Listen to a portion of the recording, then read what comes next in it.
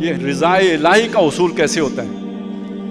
ذکر آیا ہے ان مسلمانوں کا کہ اس شکست کھانے کے بعد بھی جب اللہ کی پکار لگی، رسول کی پکار لگی غزوہ احد کے بعد، حضور ایک دو راہ ہیں. ایک یہ کہ حضور کو خطرہ تھا کہ وہ واپس نہ پلٹ آئیں تو آپ نے ان کا پیچھا کیا، اور ایک رائے یہ کہ اگلے سال آپ نے مسلمانوں کو کہا کہ لڑنے چلیں گے، کیونکہ جب ابو سفیان جاتے وقت گئے تھے کہ ہم اگلے سال پھر آئیں گے. تو اس کا ذکر کیا، للذین استجابوا للہ وللرسول اذا ما وللرسول، وہ لوگ جنہوں نے اللہ اور اس کے رسول کی پکار پر لبیک کہی، من بعد ما اصابہم القرح، بعد اس کے کہ انہیں زخم لگ چکا تھا. وہ شہداء کا ذکر ہے، وہ اس کے بعد جو بچ گئے. اب جب یہ دوبارہ چیلنج آیا تو انہوں نے جب حضور نے پکار لگائی وہ لبیک کہہ کے آ گئے. صرف اتنا ہی نہیں تھا، انہیں لوگوں نے انہیں کہا کیا کہا؟ لوگوں نے انہیں کہا کہ تمہارے لیے لوگ جمع ہو رہے ہیں حملہ کرنے کے لیے. الذین قال لهم الناس ان الناس قد جمعوا لكم فاخشوهم، ان سے ڈرو. یہ امریکہ آ گیا، یہ روس آ گیا، یہ چائنا آ گیا، یہ ہمارے والے بھی ان کے احتادی بن کے آ گئے کیونکہ گھن برسنا شروع ہو گیا، لہذا ڈرو ان سے.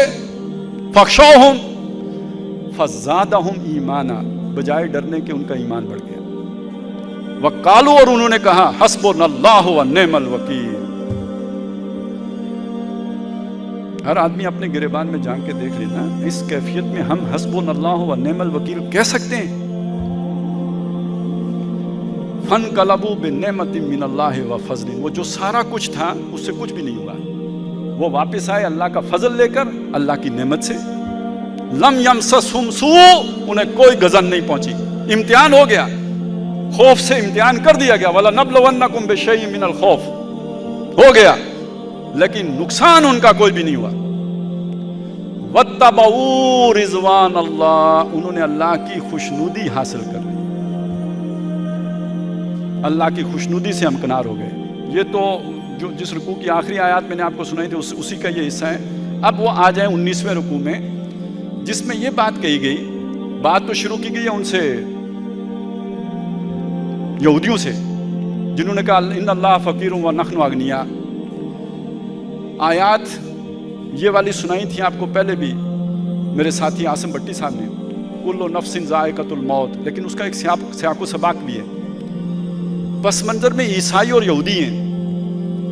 عیسائی اور یہودی یہ کہہ رہے تھے کہ ان کے سامنے جب حق آیا تو اہل نبی ہم اس طرح نہیں مانیں گے جب تک آپ ہمارے سامنے ایسی قربانی نہ پیش کریں کہ جس کو آگ آ کے کھا جائے.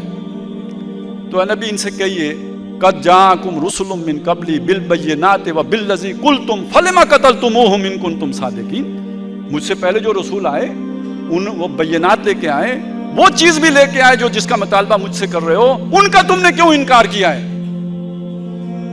پھر حضور سے کہا فَإِن كَذَّبُوكَ فَقَدْ كُذِّبَ رُسُلٌ مِّن قَبْلِكَ جَاءُوا بِالْبَيِّنَاتِ وَالزُّبُرِ وَالْكِتَابِ الْمُنِيرِ. تو ٹھیک ہے نبی، بات سمجھنے کے باوجود بھی پہلے بھی لوگ انکار کرتے رہے. تو یہ دنیا میں فیصلہ نہیں ہونا ہے، ضروری نہیں کہ آپ کا دشمن دنیا میں ہلاک ہو جائے. کل نفس ذائقۃ الموت، دشمن نے بھی آپ نے بھی، ہر جان نے موت کا ذائقہ چکھنا ہے. وَإِنَّمَا تُوَفَّوْنَ أُجُورَكُمْ يَوْمَ الْقِيَامَةِ، پورے بدلے تم کو مل کے رہیں گے قیامت کے دن، ان والوں کو بھی ان والوں کو بھی. كُلًّا نُمِدُّ هَؤُلَاءِ وَهَؤُلَاءِ مِنْ عَطَاءِ رَبِّكَ، سب کو مل کے رہیں گے. فَمَنْ زُحْزِحَ عَنِ النَّارِ وَأُدْخِلَ الْجَنَّةَ فَقَدْ فَازَ. یہاں ایک آدمی کی ہڈیوں کا سرما بن گیا، وہ واٹر کیا وہ گوانتانامو بے کے کسی واٹر شیڈ کا شکار ہو گیا، اس کی کوئی نشان نہیں ملا. آخرت میں جنت. قیل ادخل الجنہ قال یا لیت قومی یعلمون بما غفر لی ربی وجعلنی من المکرمین. اور دوسرا آدمی بے شک یہاں اس نے جان بچا لی، وہاں دوزخ میں چلا گیا. تو ان دو میں سے کامیاب کون ہے؟ اس پورے تناظر میں اس کو سمجھے. اس کو صرف کل نفس ذائقۃ الموت فمن ادخل الجنۃ فقد فاز میں نہ رکھیں، بلکہ یہ کہ یہ ہے جس پس منظر میں بات کی گئی. اگلا حصہ کیا ہے اس کا؟ وَمَا الْحَيَاةُ الدُّنْيَا إِلَّا مَتَاعُ الْغُرُورِ. یعنی اس پہ تم کمپرومائز کب کرتے ہو؟ دکان کے لیے کرتے ہو، کاروبار کے لیے کرتے ہو، نوکری بچانے کے لیے کرتے ہو، اولاد بچانے کے لیے کرتے ہو، دنیا بچانے کے لیے کرتے ہو, اسٹیٹس بچانے کے لیے کرتے ہو, تعلقات بچانے کے لیے کرتے ہو. یہ دنیا دھوکے کا سامان ہے.